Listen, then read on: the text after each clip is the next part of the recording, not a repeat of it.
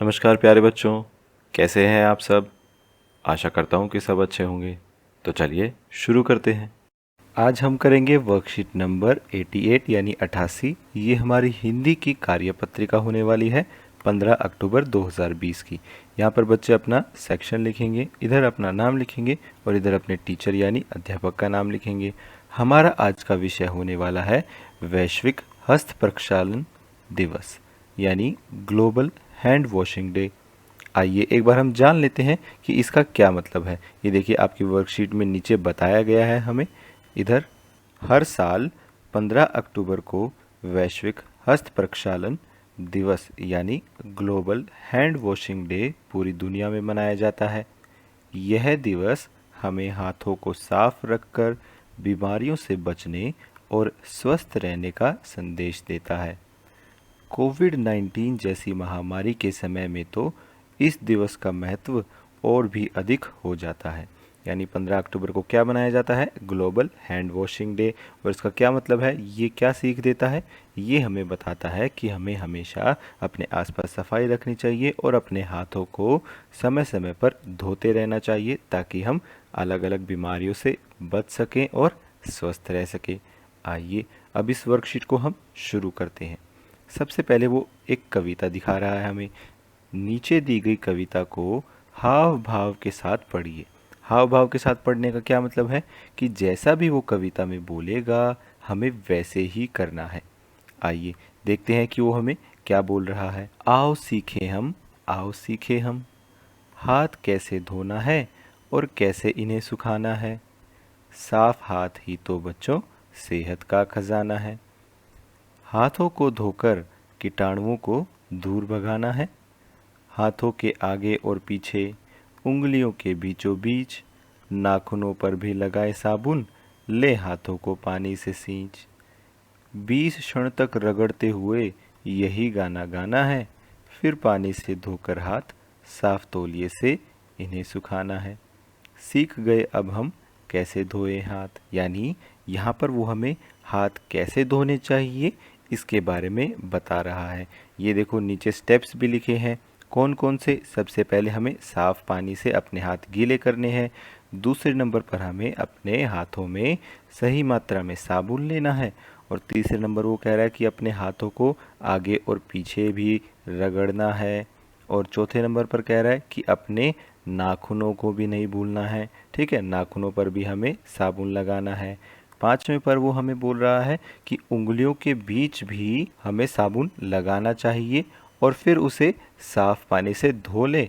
और छठे नंबर पर कह रहा है कि साफ तौलिए का इस्तेमाल करके अपने हाथों को सुखा लें। चलिए आप जब ये पोएम पढ़ेंगे इसमें यही स्टेप्स लिखे हैं, यही आपके हाव भाव हैं। आप ऐसे ही हाथ धोएंगे और ये वाली पोएम बोलेंगे। चलिए आइए नीचे बढ़ते हैं प्रश्न नंबर 1 पर।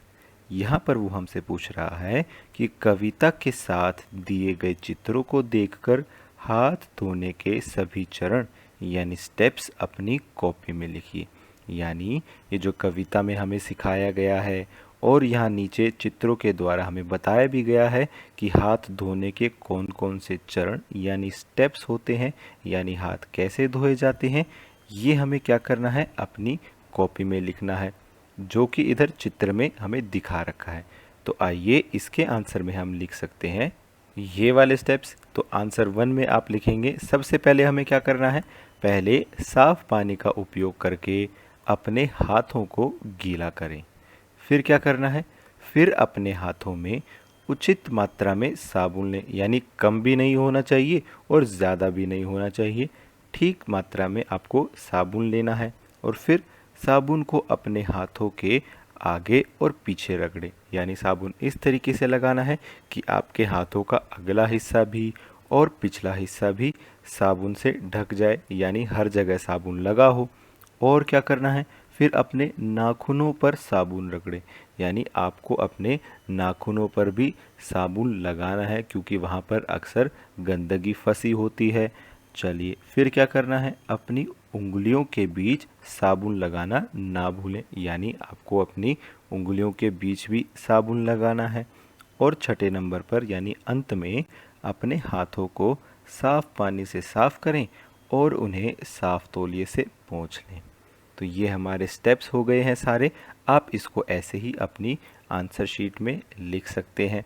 चलिए अब हम चलते हैं प्रश्न नंबर 2 पर। प्रश्न नंबर 2 में हमें वो बता रहा है कि सामने चित्र में दिए गए वाक्यांशों में से पहले या के बाद जोड़कर सार्थक वाक्य बनाएं। जैसे दवाई लेने से पहले हाथ धोना चाहिए। यानी वो क्या कह रहा है कि इस चित्र में ये देखो, इधर जो है यहाँ पर अलग अलग वाक्यांश दिए हैं, यानी एक पूरे वाक्य के कुछ अंश दिए हैं, कुछ हिस्से दिए हैं। हमें वो वाक्य पूरा करना है इन शब्दों का इस्तेमाल करके। जैसे कि उन्होंने एक करके दिखाया हुआ है, जैसे ये वाला है दवाई लेने। उन्होंने क्या किया, दवाई लेने का सेंटेंस बनाया है, जैसे कि दवाई लेने से पहले, फिर ये इस्तेमाल किया से पहले हाथ धोना चाहिए। ये उन्होंने वाक्य पूरा कर दिया। तो दवाई लेने से पहले हाथ धोना चाहिए। तो इस तरीके से उन्होंने ये वाक्य बनाया है। और हम क्या बनाएंगे, एक ये वाला देखते हैं, बाजार से आने के बाद हाथ धोने चाहिए। ठीक है। और हम क्या बना सकते हैं, खाना खाने से पहले हाथ धोने चाहिए। तो आइए ऐसे ही हम इन सभी वाक्यांशों को लेकर एक पूरा सार्थक वाक्य बनाते हैं। आइए देखते हैं कैसे। ये देखिए, नंबर 1 पर हम बना सकते हैं कि बाजार से वापस आने के बाद अपने हाथ धोएं।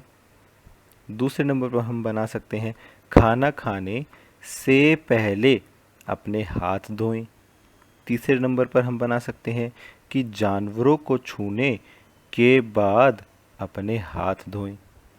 रसोई में प्रवेश करने से पहले अपने हाथ धोएं और शौच करने के बाद अपने हाथ धोएं। यानी यहाँ पर वो हमें अलग अलग चीज़ें बता रहा है, अलग अलग सिचुएशन बता रहा है कि हमें कब हाथ धोने चाहिए। कुछ काम ऐसे होते हैं जिन्हें करने के बाद हमें हाथ धोने चाहिए, जैसे बाज़ार से वापस आने के बाद, जानवरों को छूने के बाद, ठीक है, शौच करने के बाद। तो इनके बाद में हमें हाथ धोने चाहिए। और कुछ काम ऐसे हैं जिन्हें करने से पहले हमें हाथ धोने चाहिए, जैसे खाना खाने से पहले हमें हाथ धोने चाहिए। ठीक है, रसोई में प्रवेश करने से पहले हमें हाथ धोने चाहिए। और ऊपर उसने बताया था कि दवाई लेने से पहले हमें हाथ धोने चाहिए। तो बेटा आज हमने सीखा कि हाथ धोना बहुत ही ज़्यादा ज़रूरी है। हमें समय समय पर सही तरीके से हाथ धोने चाहिए। स्टेप्स हमने आज डिस्कस कर लिए हैं कि कैसे हमें हाथ धोने चाहिए, और ये हमें तकरीबन 20 सेकंड तक हाथ धोने चाहिए। आज की क्लास यहीं ख़त्म होती है। अगर आपके कोई डाउट्स हैं तो आप नीचे कमेंट सेक्शन में पूछ सकते हैं। कल फिर मिलेंगे, कुछ नया सीखेंगे। तब तक के लिए थैंक यू एंड जय हिंद।